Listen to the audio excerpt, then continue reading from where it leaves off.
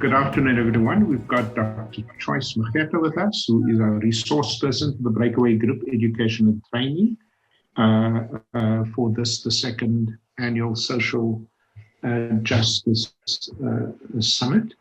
And Dr. Choice is the Senior Director for Student Affairs at Stellenbosch University, and she will now address us as the resource person for this Breakaway Group. Dr. Choice, over to you. Thank you, Prof. I raise a few concerns and questions as I go through my presentations, basically for the question and answer session to help us respond to some of these. The fourth industrial revolution, with all its opportunities, is in the process of leaving millions of young people behind. If basic issues within education and training are not addressed, we will be creating a new generation dependent on grants and handouts from government. Education is meant to uplift societies and break the cycle of poverty. Education is meant to bring development and enlightenment to many, including rural areas and disadvantaged. COVID-19 reminds us of what we had hidden under the carpet. It laid it bare for all of us to see, to remember, to reflect, and go back to the drawing board. COVID-19 gave us a rare opportunity to pause long enough to make sense of rapid development and total neglect of the basic human rights. Now, the United Nations SDGs are there to provide a base and a guide for us to improve on what needs to change.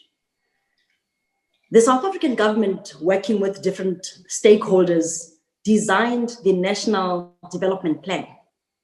Was it based on correct information, or was it just a wish list? Did it take into account what it would take to achieve those goals?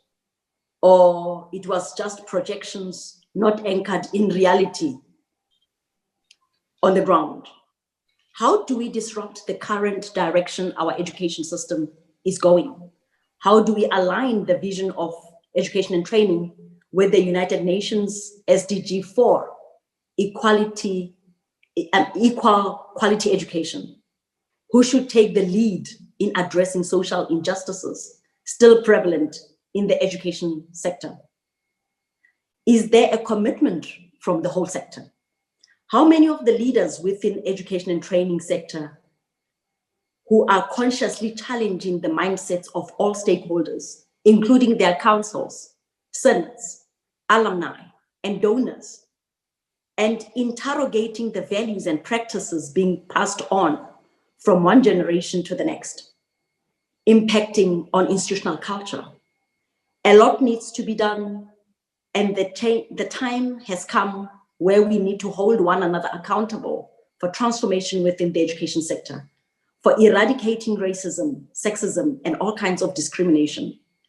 Together, we need to shape an education system which genuinely empowers young people to enter the marketplace, be actively involved and successful.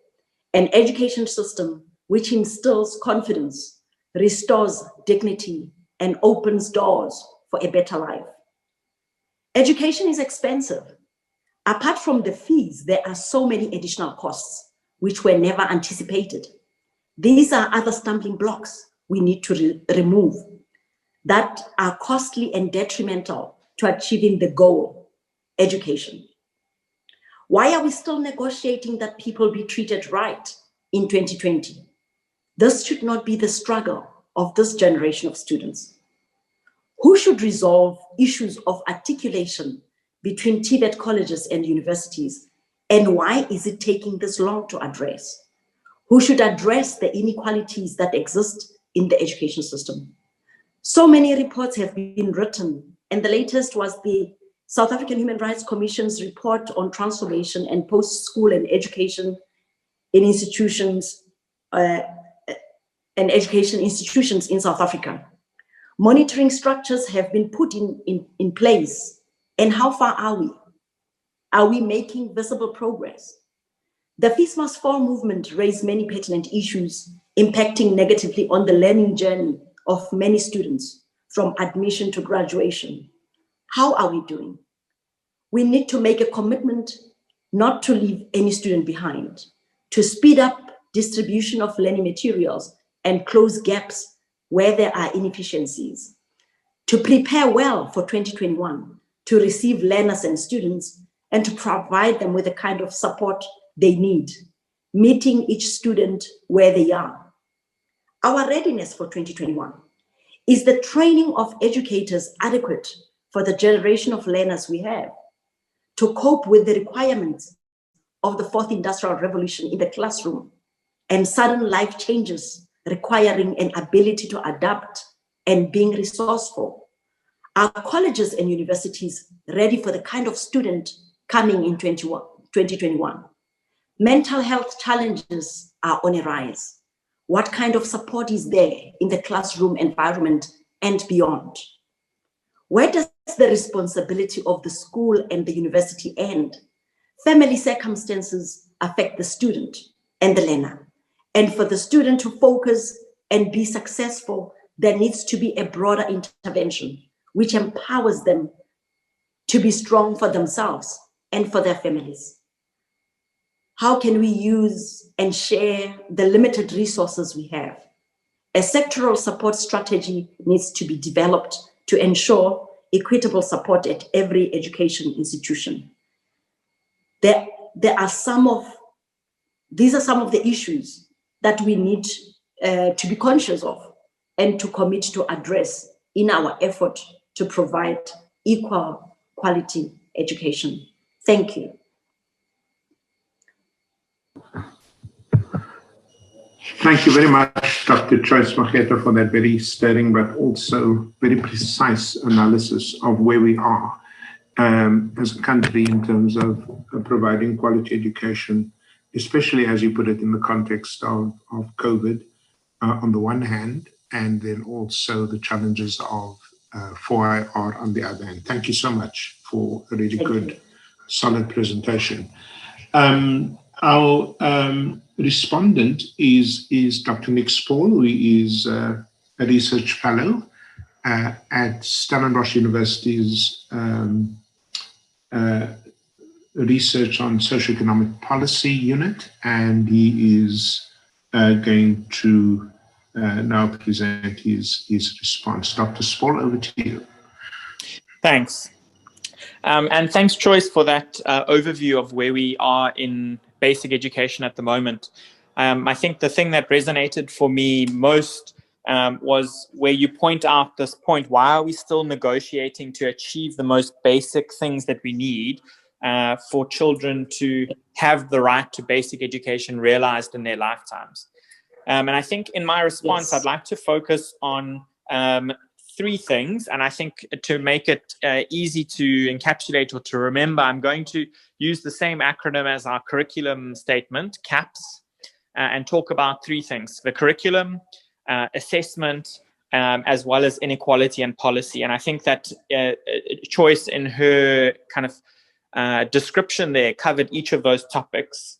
And starting out, I think when Joyce mentioned the National Development Plan, and asking, when this was developed, was it a wish list? Did it take into account the challenges of what South Africa has in front of it and what needs to be done to improve the situation for the majority? I think we are now thrown back onto that question to say, in our response to COVID-19, both this year and in the years to come, as far as curriculum is concerned, the first point, how do we make up 2 years of teaching and learning in one? How do we catch up a virtually an entirely lost year of academic learning, which is 2020? That's not something that can be done by just saying that in 2021, teachers need to cover 1.5 or 2 years. So I think that's the first realistic challenge that is in front of us. The second one around assessment is, how do we assess children knowing that they have not had the same opportunities as those last year, as well as people who don't have the same opportunities as other children in the rest of the country? So when we're thinking about assessment as we head into the matric exams, for example, will this COVID generation of matrics and COVID generation of children that were at school at this time be perpetually disadvantaged because of the standard that we hold them to. But then if we do not hold them to the same standard that we have historically, this brings with it a whole other set of challenges. Are our COVID-19 matrics the new OBE matrics, which are facing challenges when they come to the university or the post-school system, which means that their labor market opportunities are heavily compromised. Secondly, or thirdly, policy. Do we have a long-term policy response to the COVID-19 crisis? And I think the answer to that at the moment is no. We see people reacting and acting as if this is something that is just a 3-month or a 6-month issue, that until we get a vaccine, then we distribute this vaccine. It's not. This will take us between 5 and 10 years to recover from this crisis, which is both a crisis in learning, but it's also now exposed all sorts of inequalities that I think we knew were there, but it's exposed them with renewed vigor. And so this brings me to the last point that I wanted to bring up, apart from curriculum assessment and policy, which is inequality. I feel like COVID-19 has really revealed the vulnerabilities of our education system in a way that makes it unignorable. Before COVID happened, 25% of schools had no running water. How was it that within 3 months, the Department of Basic Education allegedly managed to provide running water to every single school in the country because there was political will to do so? And I think that's now revealing to us that the lack in our system is actually political will. We cannot be thinking about the problems that we have in the education system as being technical challenges that need technical solutions. These are political challenges that need political will and political solutions. And I think this, in Choice's presentation, where she spoke about the NDP and the fact that we are still having to negotiate these most basic things, points to the fact that those things are not taken seriously by politicians. The budget that was just announced in the last week, we saw that the 6 billion rand that was allocated to fixing infrastructure backlogs has now been spent on PPE and all sorts of COVID necessities. So the money that was going to eradicate pit latrines, build functional schools, etc., has now been removed and allocated to a short-term crisis, which is COVID-19. And instead, money, same amount of money, about 7 billion rand, has been allocated to teaching assistants for 4 months. This reveals the short-term thinking within the education system, to think that we can catch up learning within 4 months using teaching assistants who are not trained. There's no process for recruiting them. And the only reason why they're being appointed is to spend that money in this financial year. So I think the silver lining around this relatively dark thundercloud is that I think we have an opportunity here, and we shouldn't waste a good crisis. There are a lot of things that people have been mentioning in our education system for a long time. We need to get the core essentials right. That's both the core essentials in infrastructure as well as the core essentials in the curriculum. We need to focus on the basics like reading and maths and ensuring that all children have a firm foundation at the start of school, which currently they don't. And to teach children at the right level where they are at, rather than thinking that they are progressing through the curriculum simply because they're going into a higher grade. So in closing, I'd say that I think we need to be realistic about the challenges that are ahead of us and what is needed to address the situation that is now at our feet. And unfortunately, at the moment, we do not seem to have enough of a long-term vision or even a medium-term vision of how we get ourselves out of the pit that we currently find ourselves in. And I think that is a challenge, that is a leadership challenge that lies at the feet of those who are governing our society. And that's the challenge that's in front of us now. Thanks. Thank you very much, Nick. That was a beautiful connection, first of all, to Choice's presentation, but also an extension of that to address the policy issues that lie ahead of us. And I always remind myself that, you know, in French, apparently the word policy and politics is the same word. And that's quite appropriate in the context of your presentation, that what we're really dealing with here is not technical deficiencies, but political will and so on. So thank you very much. I suspect we are going over at 4 o'clock for the switch, but I wonder if I could just, in the absence of an audience, just ask each of you one question for you to respond to. In fact, Choice, let me ask you and Nick to respond to the same question. And so it's a statement that Nick made, but I want to sort of pose it to you as a question, and that is, what can a long-term policy response to the effects of COVID look like in education? So if we just look beyond the, catch-up mentality of people right now, what, 2, 3, 5, 10 years from now, what can we start doing in policy terms to deal with these very unequal effects of the pandemic on education? Choice? Okay, thank you very much, Prof. I think what we can do in policy terms is also to open up access at all levels, to open up access and ensuring that everything that learners and students need on entry are actually facilitated proper. For instance, right now every time we're dealing with COVID-19, with laptops being distributed all over. And you find that students who are actually depending on NSFAS are actually the ones who are still waiting for devices for learning to happen. But it is also in the development of educators for the kind of learner that we are faced with going forward. And more than anything, it's ensuring that there are support systems built into the system. It should not be catch-up process every time. For instance, we know the challenges of rural areas. We know the challenges of first-generation students.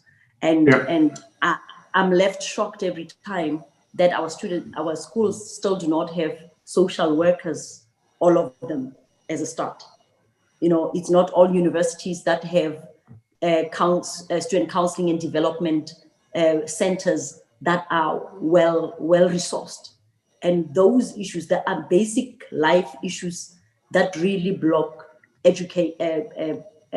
many young people from actually being successful within the education system. And if support systems can actually be thought through thoroughly to support a learner from the beginning to the end, would be actually more helpful. I don't know whether I respond to the policy. Yes, no, you did indeed. Thank you very much. And it goes back again to just putting the basic things in place for the system to function. I appreciate that.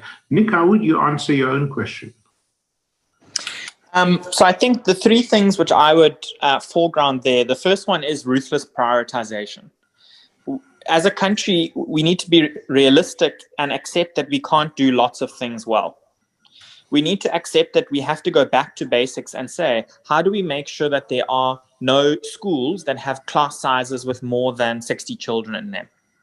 Just as a first port of call.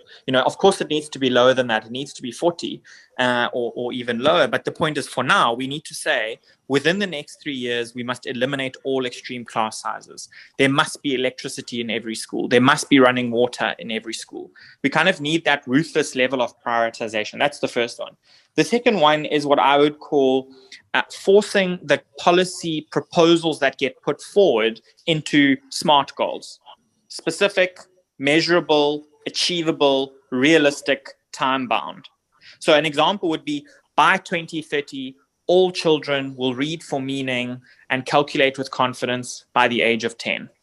We know what it is.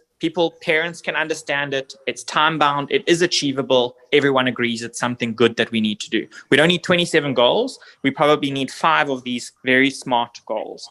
And then the third one, I think COVID has given us a glimpse about what's possible when there are political consequences that are attached to non-delivery. So, for example, the one that I mentioned earlier, non-delivery must be met with consequences. If schools were not given running water so that children and teachers could wash their hands, which clearly was an issue even before COVID, but now that teachers and children's lives were on the line, suddenly they managed to go and speak to Rand Water, and within 3 months we solved that problem. I think if we had more political consequences and urgency that was attached to these limited number of goals, I think we could really see progress in the next 5 years, rather than pegging our expectations to the US or the UK or other rich countries and thinking that that's what we need to be achieving. And then everyone throws their hands up and says it's not possible. We need to be realistic, set good goals, and ruthlessly prioritize. Thanks very much, Nick. I think what I'm going to do is leave it at that. I think we have enough of two solid presentations, short and concise. And we have a little bit of a discussion that you guys just captured.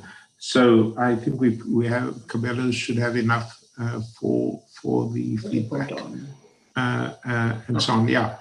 Okay. So okay. Thanks, everyone. Okay. Thanks, everyone. Later. Okay. Bye.